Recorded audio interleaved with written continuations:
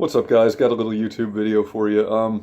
Somebody in my audience said they wanted me to talk about Donald Trump, and I might find a few words for him in here somewhere, but I want to talk a little bit more about Alex Jones and internet censorship, because that's what's really interesting to me right now as far as politics are concerned. You know, I don't have tens of thousands of subscribers on YouTube like I did in the mid-2000s anymore. My star has fallen quite a long way, and I've sunken into relative obscurity. The way I really know that is they don't even bother to update my Encyclopedia Dramatica article anymore. Those guys used to stalk me from one account to the next to the next.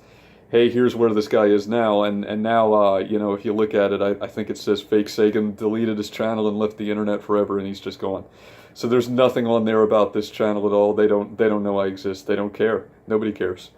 And I look around YouTube today, and it's so unrecognizable. You know, I find that it's become so sterilized. It really has become the Hulu tube that everybody was afraid it would become. You know, there's paid content on here now. You can rent movies on YouTube. I think you can watch TV on here, and the only people who still really have a platform are the people who are just so fucking bland that it doesn't even matter. Like, guys like Sagan have a huge platform. Well, why is that? Because he's a centrist. He doesn't say anything even remotely controversial. Let's see Sagan.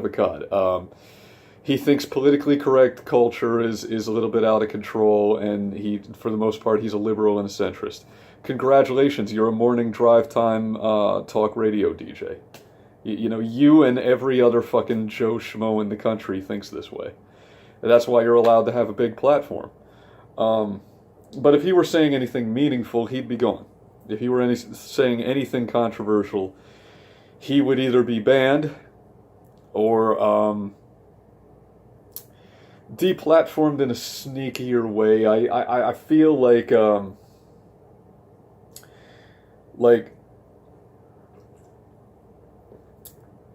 the YouTube staff have tools at their disposal to bury videos in the search results without actually banning someone, and just kind of let's shuffle you off into a corner where you won't be seen or heard. But the bottom line is, this place has become, I don't even know what to call it. It's not exactly the YouTube I remember, I'll say that. But I want to talk a little bit about Alex Jones. You know, it's really fascinating to me. He's been banned by YouTube, Facebook, Apple. Twitter jumped on board. They're Johnny-come-latelys, but they are up to speed now. And at the same time, the FCC has also shut down his radio show in Texas. Yet none dare call it censorship. For whatever reason, this isn't censorship. It's private. They can do whatever they want. Well, the FCC isn't private, but there's some issue with licensure, and it just happened to come at a coincidental time, right? Just a big coincidence. But none dare call it censorship. But, you know, it isn't the censorship itself that disturbs me the most, so much as the public reaction to it. People talk about the chilling effect of censorship. And what does that really mean? I think it means two things. The first being that people are afraid to speak out. They're afraid to talk. And the second, that when someone is censored, everybody is afraid of guilt by association.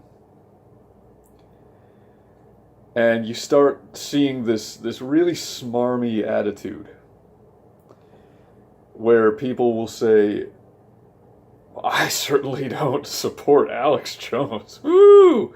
But I'm a little bit concerned about the fact that all these tech giants are banning him. But I certainly don't agree with it. Oh, no, not me. Not me. I don't agree with Alex Jones. Are you kidding me? No. But you know what? This is a little bit troubling. It's a, what is it? Why is everybody being so smarmy about this? That's what I don't understand. Even Joe Rogan is doing it, and what a joke that is.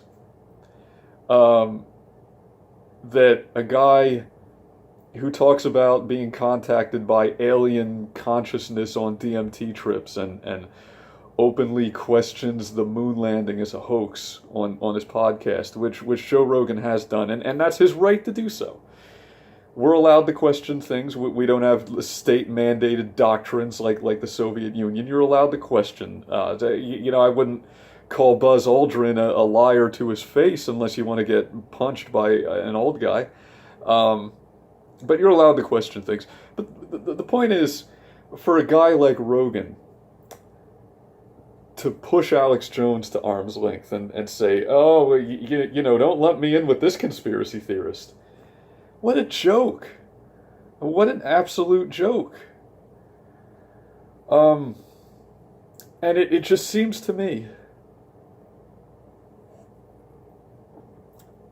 that the guy is wearing a scarlet letter.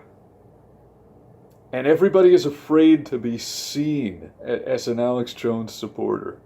They're all afraid of guilt by association. And that's a chilling effect on free speech, I think.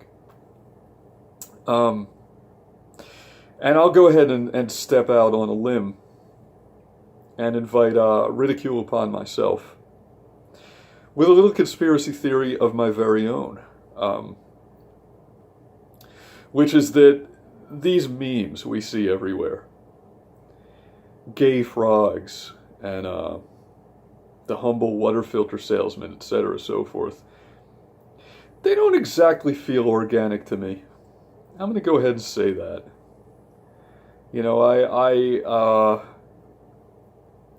I detect a slight flavor of the Black Panther coloring book. And for those who don't know what the Black Panther coloring book is, bing it.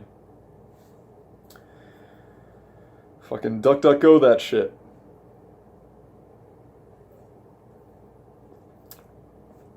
The point is,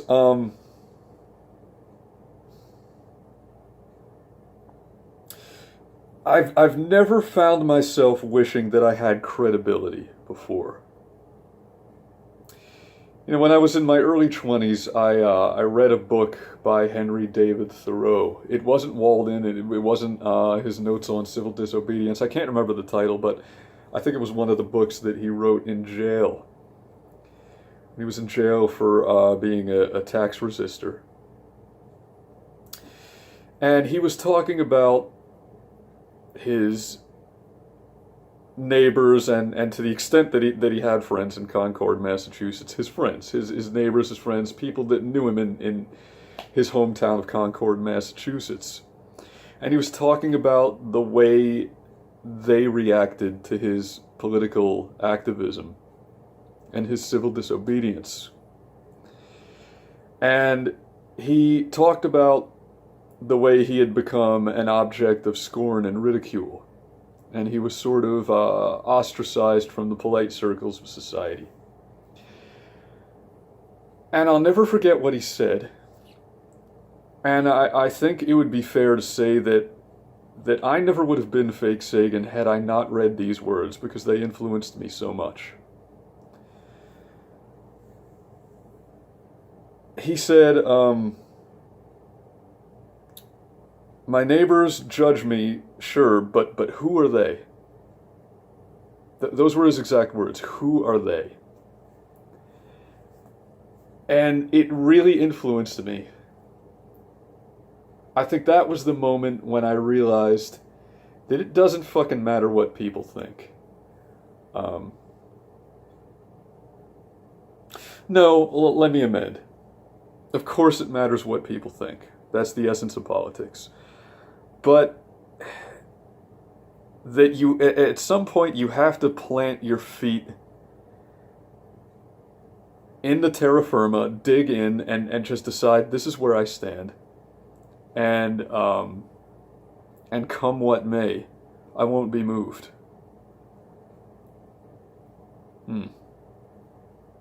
Yeah, that's more like it.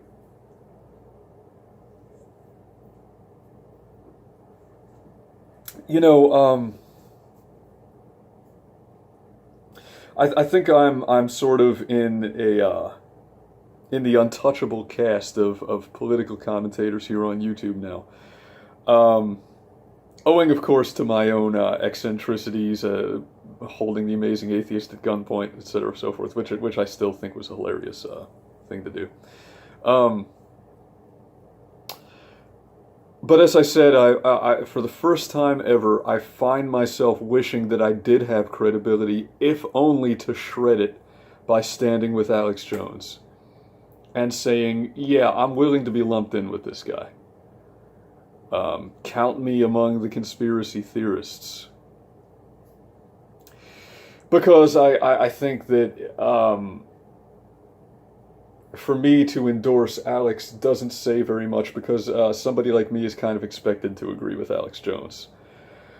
You know, you're a gun-toting, foaming at the mouth, born-again Christian, white trash idiot, and so is he. So of course you agree with him. Well, yeah, sure.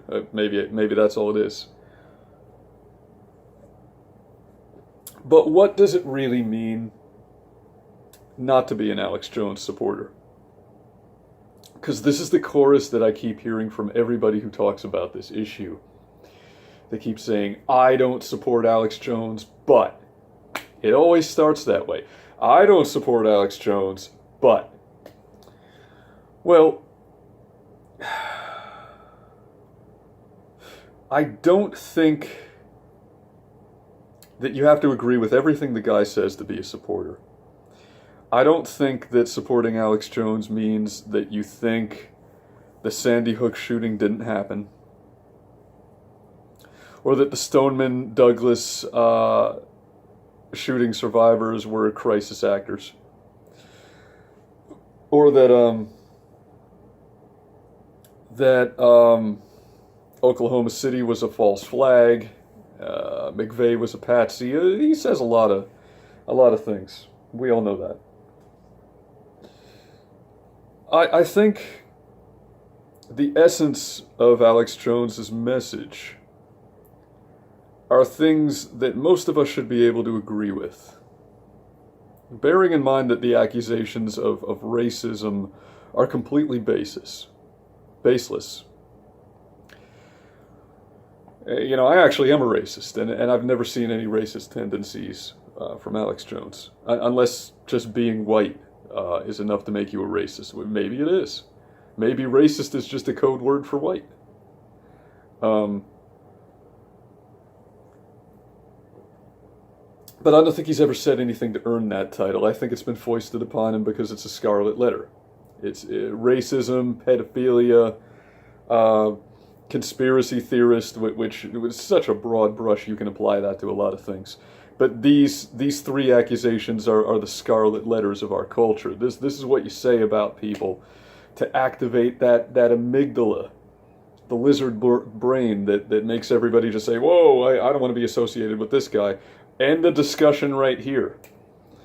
I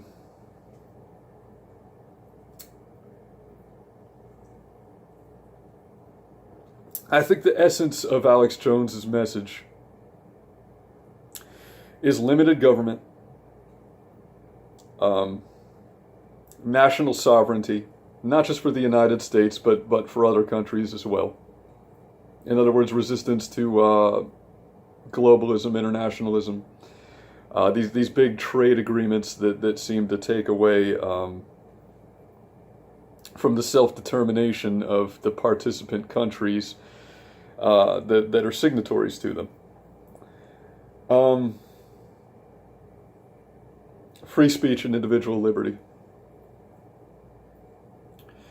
So, you know, the point I'm making is that if you say I'm not an Alex Jones supporter, these are the things that you're really saying you don't support.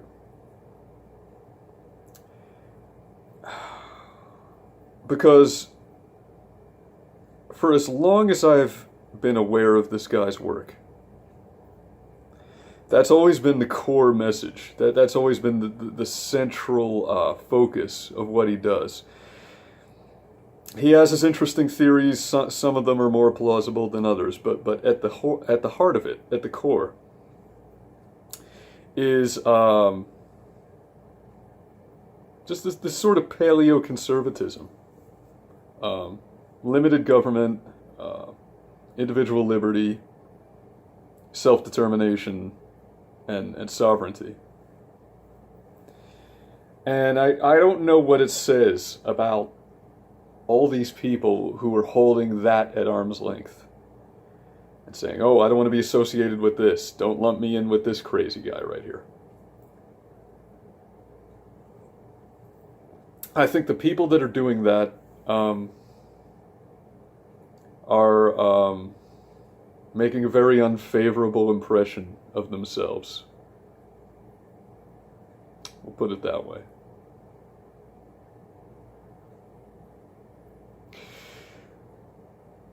I can admit when my political predictions are wrong. I think at one point, back in my heyday here on YouTube, I really believed that the United States would end with a bang. Martial law, civil strife. And I realize now that it's going to end with a whimper.